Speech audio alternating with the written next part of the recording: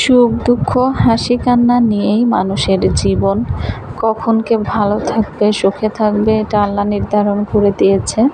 হ্যাঁ গাইজ, আসসালামু আলাইকুম। আশা করি সবাই ভালো আছেন। আলহামদুলিল্লাহ আমিও ভালো আছি। রাজশাহী যাব, টেকনাফ থেকে রওনা হয়েছি কক্সবাজার, কারণ কক্সবাজার থেকে গাড়িতে উঠব। আমি পৌঁছে গেছি মোটামুটি গাড়ি ছাড়ার 4 ঘন্টা আগে। কি আর করার, ভাবলাম কক্সবাজারের পরিস্থিতিটা একটু দেখি, রমজান মাসে কী ধরনের মানুষ এখানে থাকে।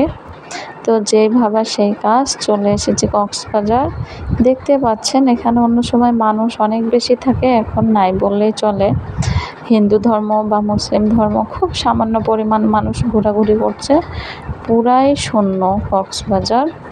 তো এই ছিল কক্সবাজারের আপডেট। রমজান মাসে এমনই ফাঁকা থাকে। আল্লাহ হাফেজ গাইজ।